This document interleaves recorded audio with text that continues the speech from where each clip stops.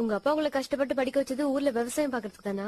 So என்ன கஷ்டப்பட்டு வளர்த்ததுக்காக நான் அமெரிக்கா போய் சம்பாரிச்சு அவருக்கு பணம் அமிச்சா கணக்கு சரியா போயிடுமா? இது நான் பிசினஸா? படைக்கிறவன் மட்டும் கடவுள் இல்ல, பயிரிடுறவனும் கடவுள் தான். விவசாயத்தை விட்டுட்டு எங்க கரெக்ட் வேலை கடை போக போறீங்க? விவசாயம் இல்லைன்னா நாடு என்ன தெரியுமா உனக்கு? விவசாய நிலத்துல தரிசு நிலமாக்கி அதுல பில்டிங் கட்டி ஐடி சிட்டியா மாத்திட்டீங்கன்னு சொன்னா நாளைக்கு உங்க பேர பசங்க சாப்பாட்டுக்கு பதிலா மாத்திரை தான் சாப்பிட வேண்டியது. விவசாயத்தை கைவிட்டுட்டு பசி வந்தா பணத்தை சாப்பிட்டு படிப்பியா? சோறு போடுறவனை பிச்சை எடுக்க விட்டோம்னா நம்ம மண்ணள்ளி தான் திங்கணும். விவசாயத்துல உழைச்சி கஷ்டப்பட்டு லாபமே இல்லாத அந்த விவசாயத்துல உயிரிய வச்சிருப்பான். விவசாயிக்கு மானமெல்லாம் ஒரு காணி நிலம் தாண்டா. விளைய வைக்கிறவன் செத்துக்கிட்டு இருக்கான், சாப்பிடுறவன் பிறந்துகிட்டே இருக்கான். இன்னைக்கு ஒரு விவசாயியோட சாவு, நாளைக்கு லட்சக்கணக்கான பேரோட சாவு. 3 வேளை பசி எடுக்கும் போது சாப்பாடு ஞாபகம் வர்ற நமக்கு அத விவசாயம் படங்களோட ஞாபகம் என்னைக்காவது வந்திருக்கா?